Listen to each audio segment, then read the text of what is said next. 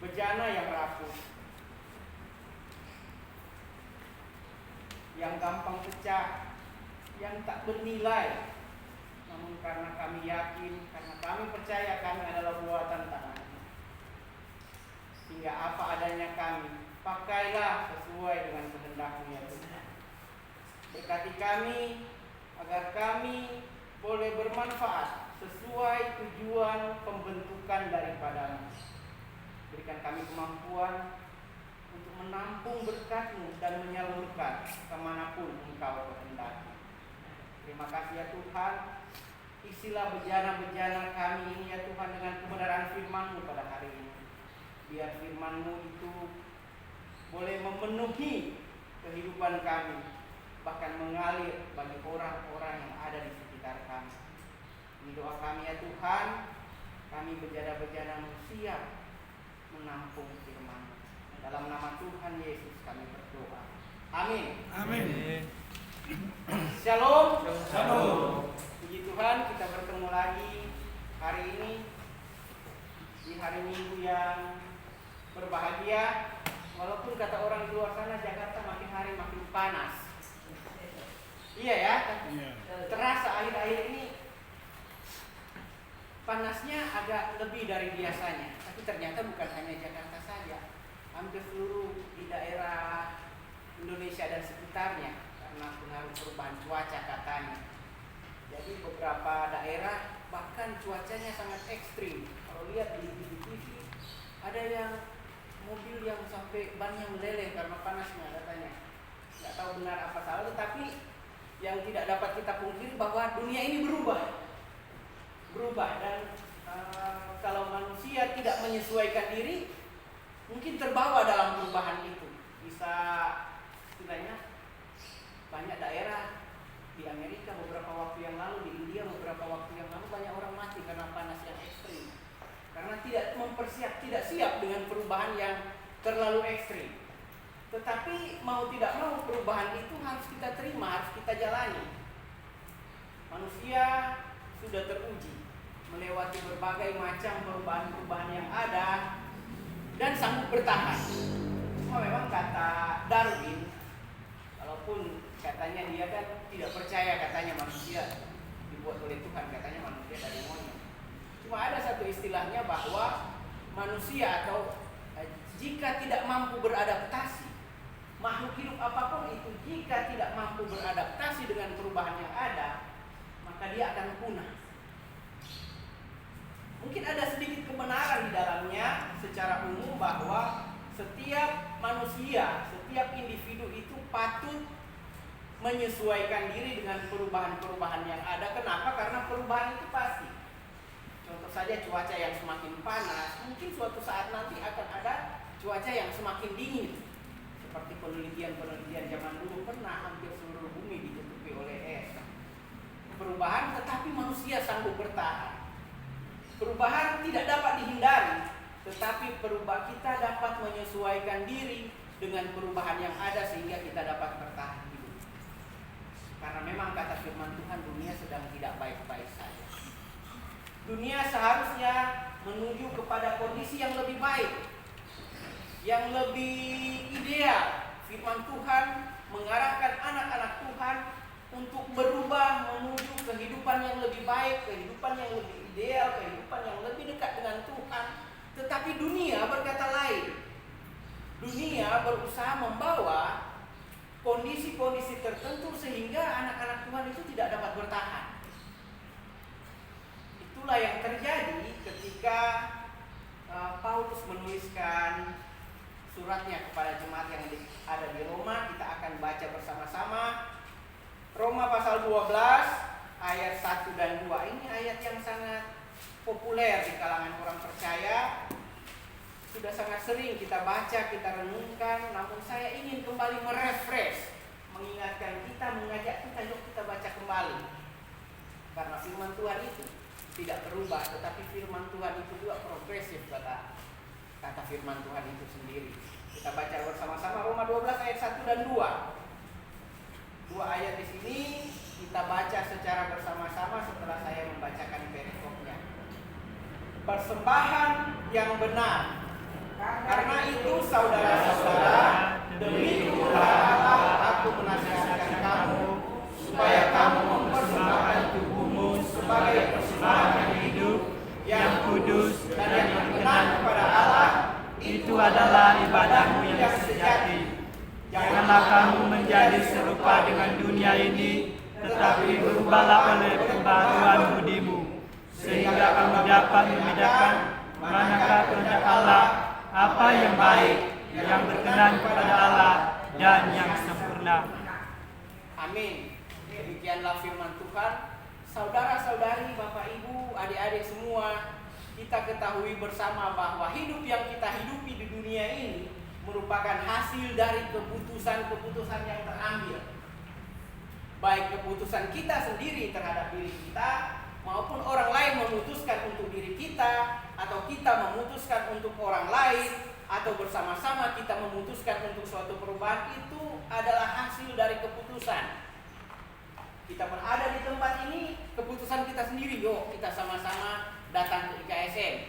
Masing-masing pribadi, ada yang memutus, ada yang mendengar dari siapa, mahasiswa sehingga ayo kita datang ke IKSM. Ada yang diajak oleh orang tuanya, ada yang dia dengar dari temannya, ada yang mungkin dia lihat dari kesaksian di internet, ada juga dia browsing-browsing, oh ini ada loh IKSM, oh dia tertarik, dia cari info. Jadi, dan dia memutuskan, karena kalau tanpa keputusan kita hanya akan berada di mana kita berada, tetap tidak ada perubahan apa-apa. Jadi dibangun oleh keputusan-keputusan apa yang kita putuskan di masa lalu, itu menentukan di mana kita posisi berada saat ini. Kalau kita memutuskan untuk tidur saja pagi ini, maka bangun-bangun pun ya masih di tempat tidur, kita nggak akan kemana-mana. Tetapi karena ada keputusan, kadang ada keputusan yang resikonya kecil, ada keputusan yang resikonya besar. Sama-sama merupakan keputusan, tetapi ada yang resikonya kecil, ada yang resikonya besar. Misalnya kalau profesi guru, misalnya guru, ini ada yang menjadi guru salah ajar nih, salah ajar. Misalnya kalau guru sekolah minggu kan dia bilang yang panjat pohon ara itu Petrus, padahal Yohanes. Bukan ya? Padahal Sakeus. Nah, contohnya seperti itu. Kita masih bisa, masih bisa kita buru-buru, maaf, kita koreksi.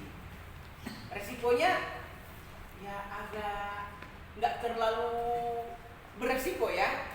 Tetapi bayangkan kalau seorang dokter yang lagi mau operasi salah ambil keputusan.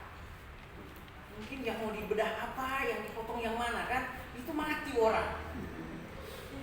Atau salah tulis resep, 1 kali 1 dibikin 3 kali 1, bisa mati juga orang kalau itu obat keras. Keputusan yang berisiko, sama-sama keputusan. Yang satu bisa boro-boro, masih kita bisa perbaiki nih.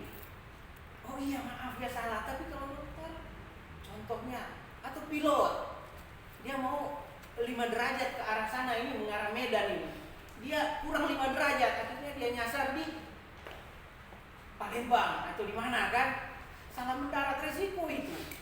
Orang-orang pasti mengeluh, orang-orang pasti banyak yang susah, bahkan bisa kecelakaan, cuma salah beberapa derajat dari penerbangan. Jadi keputusan yang sama tetapi resiko yang berbeda. Demikian juga dengan orang Israel pada waktu itu. Kalau kita melihat surat Roma ini ditujukan kepada orang-orang Israel yang ada di perantauan, juga kepada orang-orang yang percaya di Roma, yang percaya akan penginjilan dari Petrus maupun rasul-rasul, yang kemungkinan jemaat di Roma ini adalah orang-orang yang hadir pada waktu peristiwa pencurahan Roh Kudus.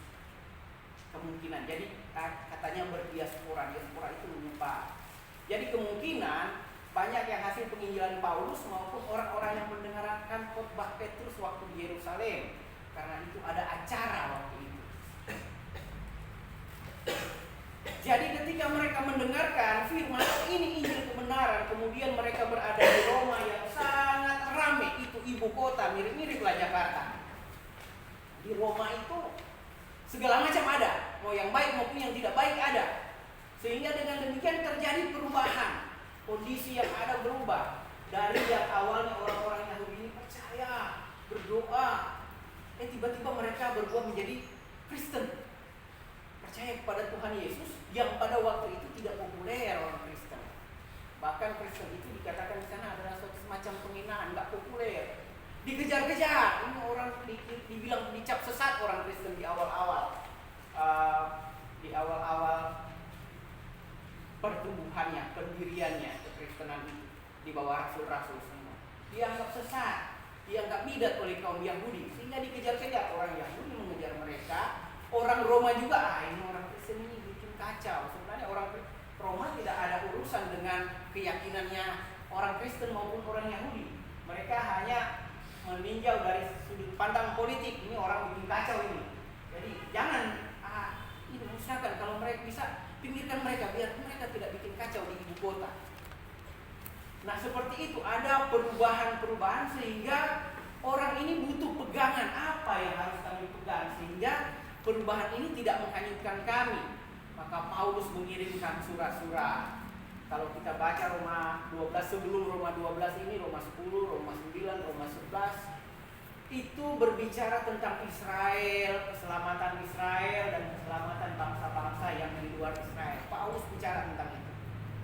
Kemudian di sini Paulus memberikan kuncinya perubahan. Bahwa dunia sedang tidak baik-baik saja, bahwa dunia sedang berubah, kondisi politik sedang berubah, kondisi keagamaan sedang berubah. Makanya Paulus memberikan satu kunci tentang perubahan di ayat 2. Tetapi sebelumnya kita akan membahas ayat yang pertama dulu, karena sebelum 2 pasti ada satu.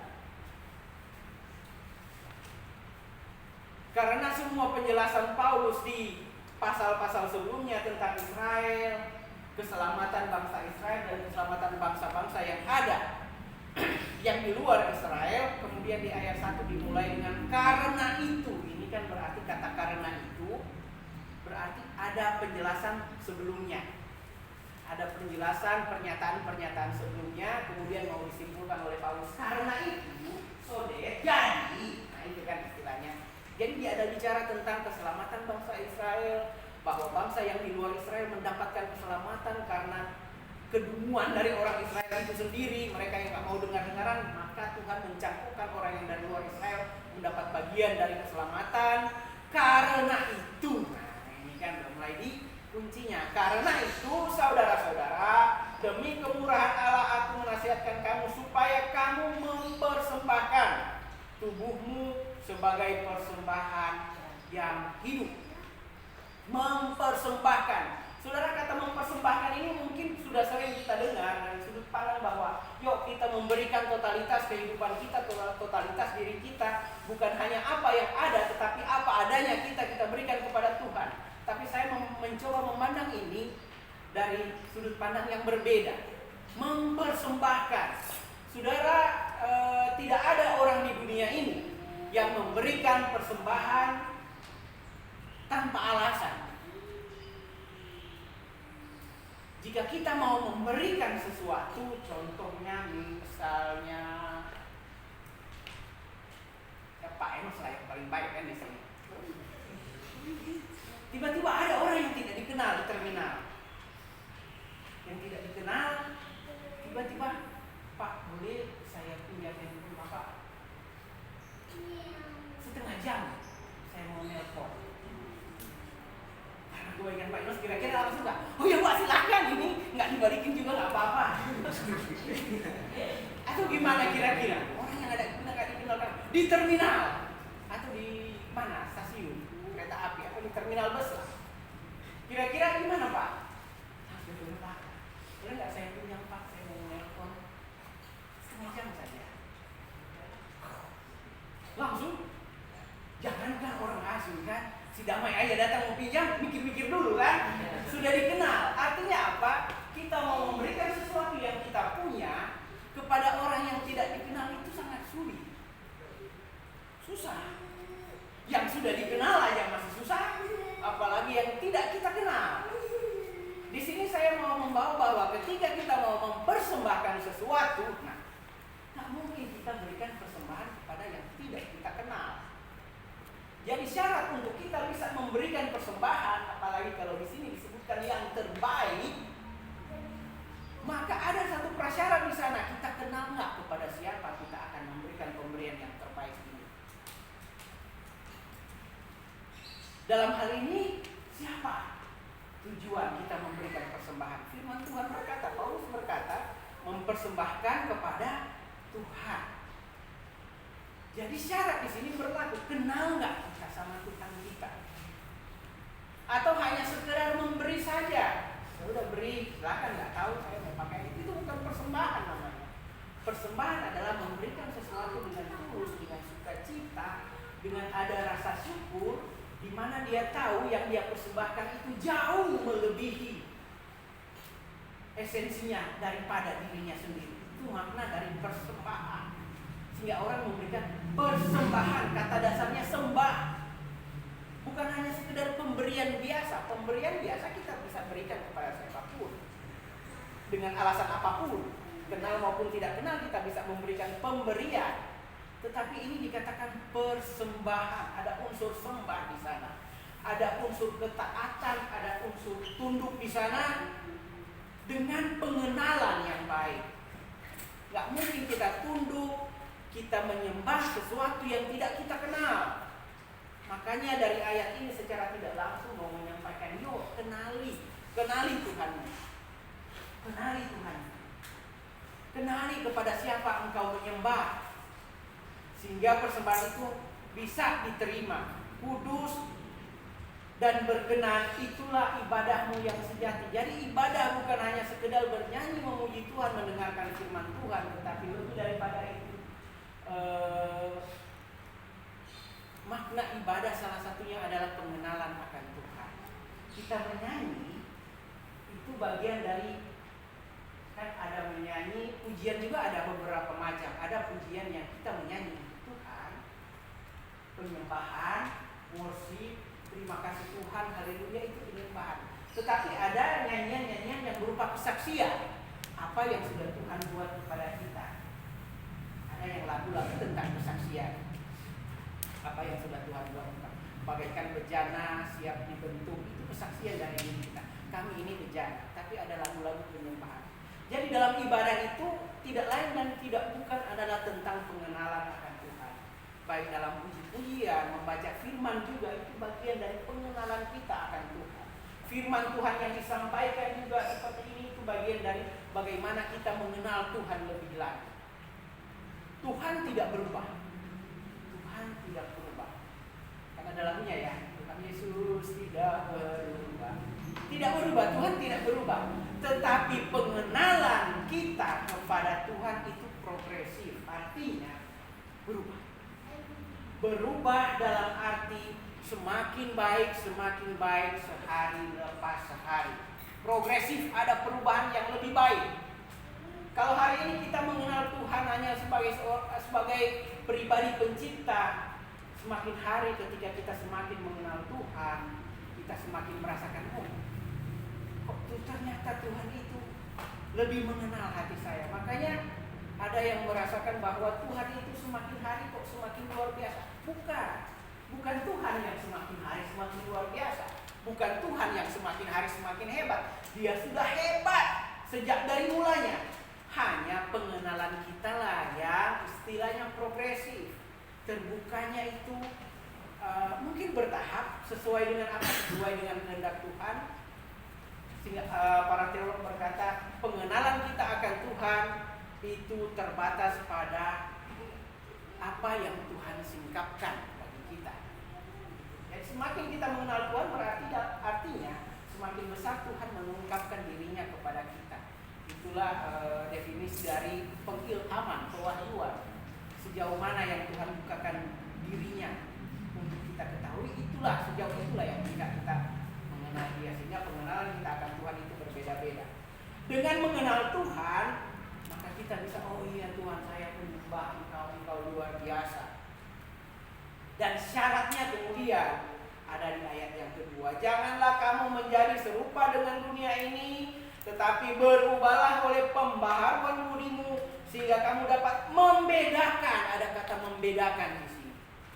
Membedakan apa yang mau dibedakan, kehendak Allah, apa yang baik dan yang berkenan dan yang sempurna. Jadi seperti yang saya sampaikan di awal, bahwa dunia ini sedang berubah, bahwa banyak orang yang sedang berusaha untuk menunjukkan, mengambil pengikut, ingin diikuti, ingin dikenal, ingin didengarkan. Banyak kepentingan-kepentingan yang ada, tetapi di sini Tuhan mau mengajak kita, yuk bijak, cari tahu mana yang benar, cari tahu, bukan hanya sekedar nurut, ngikut aja. Orang ajak ke sini, yuk ke sini, oh iya, saya percaya, langsung ikut aja. Tetapi di sini Tuhan mau memberikan porsi lebih terhadap yang namanya pertimbangan. Pikirkan, janganlah kamu menjadi serupa dengan dunia ini. Orang Kristen pada waktu itu sudah mengetahui bahwa kondisi geopolitik di dunia Israel dan di Roma itu sedang berubah, perubahan terjadi di mana-mana. Perubahan peralihan kekuasaan dari orang Yunani ke orang Romawi itu sangat terasa, sehingga Paulus bilang, yuk berubahlah, jangan jadi serupa dengan dunia ini, tetapi berubahlah melalui pembaharuan budimu. Budimu ini ada kan, tahu kata budi? Budi, ini Ibu Budi, ini Bapak Budi. Budi itu dalam bahasa Indonesia sebenarnya itu bahasa yang sangat halus untuk pikiran, pengetahuan. Makanya ada balas budi, kebaikan. Budi itu pikiran baik, hal-hal yang baik, budi. Jadi yang nama budi itu ya diharapkan jadi baik-baik ya. Biasanya ada teman-teman saudara-saudara kita yang namanya budi. Budi, pikiran yang baik. Berubahlah melalui pikiran-pikiranmu. Memang dalam bahasa Yunani juga dia pakai kata nous, noia, metanoia, perubahan pikiran nous. Jadi perubahan pikiran karena apa? Karena peperangan yang sejati, yang benar itu sebenarnya terjadi di dalam pikiran kita sendiri. Dari pikiran itulah muncul keputusan-keputusan yang saya katakan di awal tadi. Jadi banyak yang berperang di pikiran kita, mengharapkan kita untuk mengikuti arahan-arahan tersebut. Macam-macam pikiran-pikiran dari mana yang paling banyak? Mungkin dari pengetahuan kita sebelumnya yang sudah kita baca, buku-buku yang kita baca, atau khotbah yang kita dengar mempengaruhi pikiran kita, pelajaran kuliah-kuliah yang kita dengar mempengaruhi pikiran kita, bisikan-bisikan teman juga mempengaruhi pikiran kita. Banyak hal yang mempengaruhi pikiran kita. Banyak hal, karena dunia ini tidak stabil, sedang berubah, nggak tetap. Bisikan teman, bisikan orang lain, bisikan gembala, bisikan masa lalu, bisikan pasangan hidup, bisikan pacar, ya. Bisikan siapa? Setan, nah bisa juga masuk. Tetapi kita tidak bisa mengikutinya selama kita tidak memutuskan untuk itu. Apapun bisikan-bisikan itu yang menentukan, adalah keputusan kita. Keputusan kita yang menentukan. Nggak ada orang yang minum minuman keras tanpa dia memutuskan untuk minum, kan? Bisikan pasti banyak. Dan biasanya kalau contoh ya minuman keras, ada yang sudah pengalaman atau seperti apa. Biasanya yang ngajak itu lawan atau kawan? Hah? Kawan ya? Kawan. Yang ngajak miras biasa lawan atau kawan? Kawan. Yang ngajak rokok biasanya awal-awal biasa kawan atau lawan? Kawan. Kawan ya? Nggak ada lawannya aja kan? Kalau di sekolah yang ngajak bolos biasa kawan atau lawan? Kawan atau lawan? Kawan. Ternyata kita juga harus tanda kutip hati-hati dengan kawan. Tidak semua yang dibisikkan kawan itu juga benar. Ini juga salah satu masukan yang perlu kita pertimbangkan. Orang tertipu rata-rata karena lawan atau kawan? Kawan. Itu juga. Kawan biasanya yang itu sudah kita kenal. Kalau yang tidak kita kenal seperti contoh Pak Enos tadi, kita langsung jaga jarak.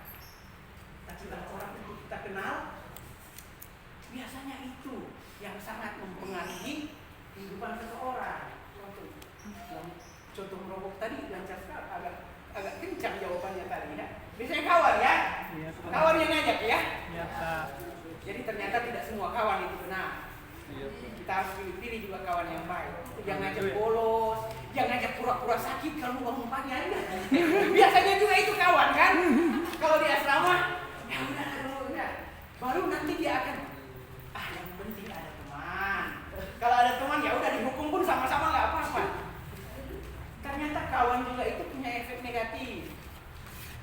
satu hal, kawan itu dapat mempengaruhi kawannya. Entah itu baik, entah itu tidak baik, tapi ada satu poin bahwa kawan itu mempengaruhi dengan lebih baik. Dengan lebih kuat. Kawan itu, sahabat, teman, mempengaruhi dengan lebih kuat kepada orang lain dibanding kalau kita tidak kawan. Bahkan dalam kejahatan pun gampang aja kalau kawan yang ada.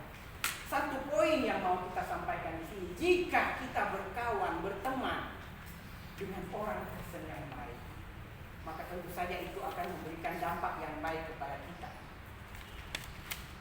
Sehingga kita budi terjadi perubahan di akal pikiran kita. Kemudian kita tahu mana kehendak Tuhan. Itu orang lain bisa merubah kita jika dia baik. Begitu juga sebaliknya. Ketika kita percaya kita menjadi orang Kristen yang sungguh-sungguh, berarti kita juga punya hak istimewa untuk didengarkan oleh kawan kita yang lain. Untuk ketika dia ajak kita bolos, sorry lah bro, nggak baik kan? Kita lebih didengar dibandingkan orang yang bukan kawannya. Kalau kita kawannya, dia pasti dengarkan kita. Mau berani satu batang, contoh kan? Jangan kata itu haram, nggak baik, itu merusak bait Allah. Kan Roh Kudus ada di dalam kita. Kalau kita penuhi asap, gimana itu? Sakit nanti kita. Kita tidak bersyukur Tuhan berikan kepada kita kesehatan tubuh yang baik. Kita bisa jadi berkat bagi orang lain. Tapi ada perkawanan di situ, ada persahabatan di situ. Dasar untuk menjadi kawan, menjadi sahabat, nggak mungkin kita nggak kenal. Kita harus kenalan dulu. Kita harus percaya sama dia, dia harus percayakan sama kita. Itu kan prinsip persahabatan, prinsip pertemanan, ada saling percaya. Kalau enggak, itu hanya sekedar bisnis aja. Ada orang yang berkawan cuma karena apa? Dia bisa saya manfaatkan. Nah, kan? Ada perkawanan yang seperti itu, persahabatan. Ya selama dia baik, oh dia pintar, saya bersahabat dengan dia ya. Siapa tahu nanti dia bantu saya, pasti dia motivasi yang tidak baik. Tetapi ketika kita menjalin persahabatan itu ada kepercayaan di sana. Ada perasaan ingin saling mendukung supaya lebih baik. Itu persahabatan yang baik, yang benar. Saya senang jika dia lebih baik dari saya. Berarti dia juga harusnya senang ketika saya lebih baik dari dia. Dengan prinsip yang seperti itu, makanya semua akan berlomba menjadi lebih baik. Saya mau kamu jadi lebih baik. Ayo bro, terima kasih, tapi saya juga mau kamu jadi lebih baik. Kalau itu kita saling bikin lebih baik satu sama lain. Lama-lama jadi baik. Itulah pengenalan yang saya sampaikan tadi. Persembahkan kepada Tuhan yang kita kenal. Kita rela memberi apapun kepada Tuhan yang kita kenal. Demikian juga prinsip persahabatan. Ketika kita mengenal Dia, kita rela melakukan apapun demi Dia. Demikian sebaliknya. Demikianlah Kristus menyebut kita sebagai sahabat-sahabatnya. Kamu adalah sahabat-sahabatku, kata Tuhan dalam Injil Yohanes. Berarti Tuhan percaya sama kita. Tapi kadang kita yang tidak percaya. Kita percaya sama Tuhan hanya ketika kita kepepet. Ketika kita senang, happy, kita masih percaya kepada diri kita. Nanti sudah kepepet baru kayaknya harus berdoa sama Tuhan. Tuhan kita jadikan ban serep. Dan itu tidak baik. Firman Tuhan kita makanlah Tuhan. Ketika kita membedakan mana kehendak Allah, apa yang baik, yang berkenan kepada Allah dan yang sempurna, berarti kita sebenarnya mengenal Allah kita yang sejati. Ketika kita mengenal Allah kita yang sejati, yang tidak berubah itu, makanya perubahan-perubahan apapun di dunia ini bisa kita tangkap. Perubahan apa? Perubahan paradigma. Perubahan sebentar lagi akan ada pejabat-pejabat yang ini 2024 berarti kita sudah tahu akan ada perubahan di Indonesia. Sebentar lagi banyak pejabat yang tiba-tiba baik hati, benar. Banyak pejabat yang tiba-tiba baik hati. Ini mungkin kesempatan bagi kita meminta sumbangan di mana-mana kan, karena sebentar lagi banyak pejabat yang baik hati. Karena ada maunya. Tetapi sebagai orang yang sudah mengenal Tuhan, kita pertahankan. Yuk kita komitmen bahwa apapun yang terjadi di dunia ini tidak bisa merubah pengenalan kita akan kasih Tuhan.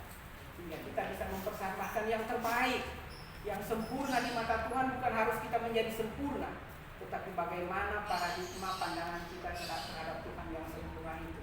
Kita mau memberi diri, merendahkan diri di hadapan Tuhan. Jadi ini Tuhan bentuk saya.